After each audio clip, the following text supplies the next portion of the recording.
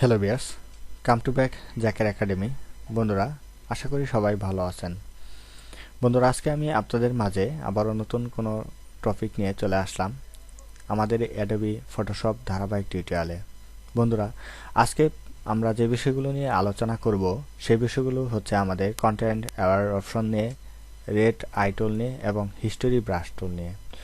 অবশ্যই আমি আপনাদের এই গুরুত্বপূর্ণ তিনটি বিষয় আমি এই টিউটোরিয়াল পর্বে পূর্ণাঙ্গভাবে আলোচনা করার চেষ্টা করব। তো অবশ্যই ধৈর্য সহকারে শুরু থেকে শেষ পর্যন্ত ভিডিওটি দেখার অনুরোধ রইল। তো চলুন শুরু করা যাক আজকের টিউটোরিয়াল পর্বটি।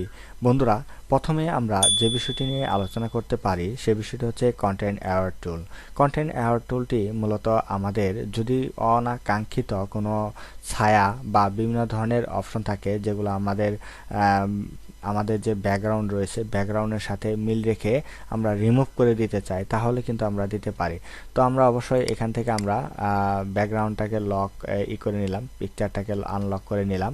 নেওয়ার পর আমাদের এখান থেকে যে টুলটি রয়েছে সেটা হচ্ছে ল্যাসো টুল।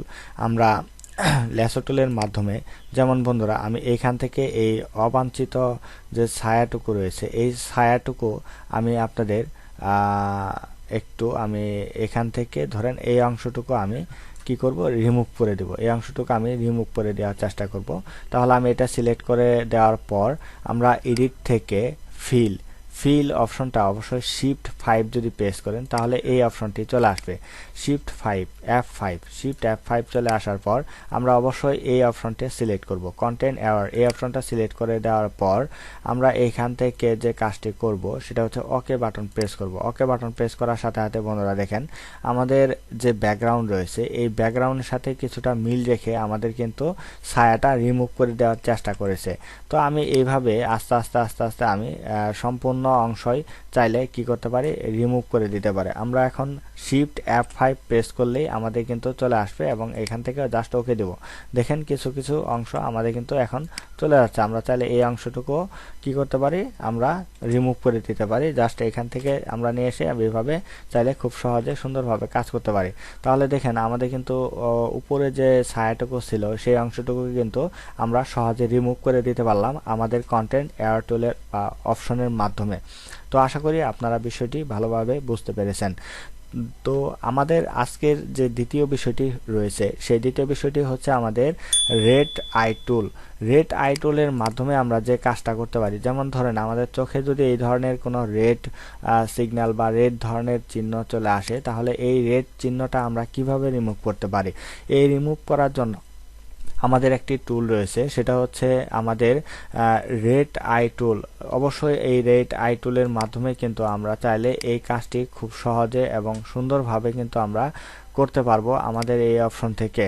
তো বন্ধুরা, আমাদের এখান থেকে আমাদের যে অপশনটি আমাদের বাছাই করতে হবে সেটা হচ্ছে রেড আই টুল। এইখান থেকে আমাদের অপশনটা আমরা নিব। এখান থেকে ক্লিক করে নেওয়ার পর আমাদের এখান থেকে জাস্ট এখান থেকে 50/50 রাখতে পারেন। যদি বড় হয় তাহলে সেই ক্ষেত্রে এইখান থেকে অপশন বার থেকে পার্সেন্টেজটা বাড়িয়ে নিতে পারেন। এখন যদি আমরা এখান থেকে জাস্ট একটা ক্লিক করি তাহলে দেখেন চলে গেছে।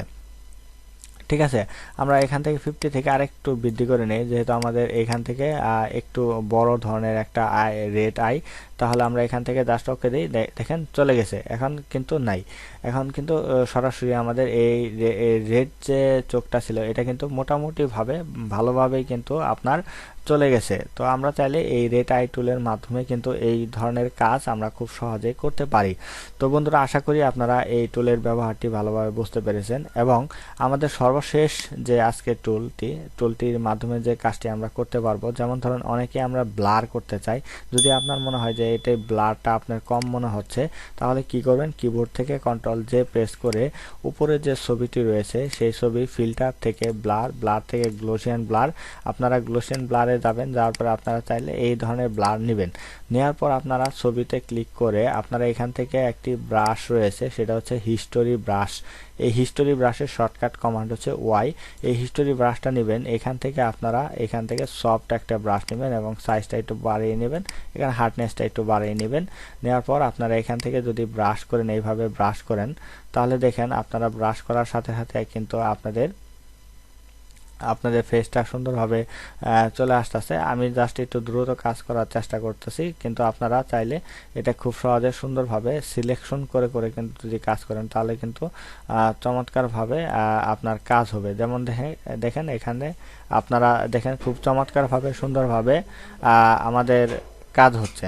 তো এখান থেকে আমরা যদি চাই যে আমাদের এই অপশনের মাধ্যমে খুব চমৎকারভাবে কিন্তু ব্লার করতে পারলাম। আমাদের পিছনের যে অংশটুকু রয়েছে, পিছনের অংশটুকু আমরা চাইলে খুব সুন্দরভাবে সহজে কিন্তু ব্লার করতে পারবো এই অপশনটার মাধ্যমে।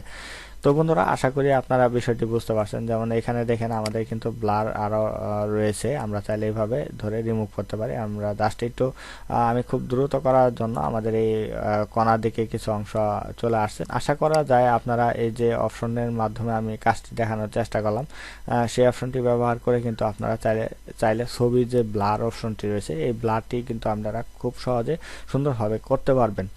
তো বন্ধুরা, আশা করি আমাদের এই টুলগুলোর ব্যবহার যদি আপনার কাছে ভালো লেগে থাকে তাহলে অবশ্যই আমাদের ভিডিওতে একটি লাইক করতে ভুলবেন না, এবং আমার ভিডিও যদি কোনো আপনার ব্যক্তিগত মতামত থাকে তাহলে অবশ্যই আমাদের কমেন্ট বক্সে কমেন্ট করে জানাতে পারেন। এবং আমাদের চ্যানেলে যদি আপনি নতুন হয়ে থাকেন তাহলে অবশ্যই চ্যানেলটিকে সাবস্ক্রাইব করে রাখুন এবং পাশে থাকা বেল আইকনটি বাজিয়ে দিন সকল ভিডিওর আপডেট পেতে। তো বন্ধুরা, আজকের টিউটোরিয়াল পর্বে এতটুকু ছিল, এবং আগামী পর্ব দেখার আমন্ত্রণ জানিয়ে আজ বিদায় নিচ্ছি। সবাই ভালো থাকবেন, সুস্থ থাকবেন। আল্লাহ হাফেজ।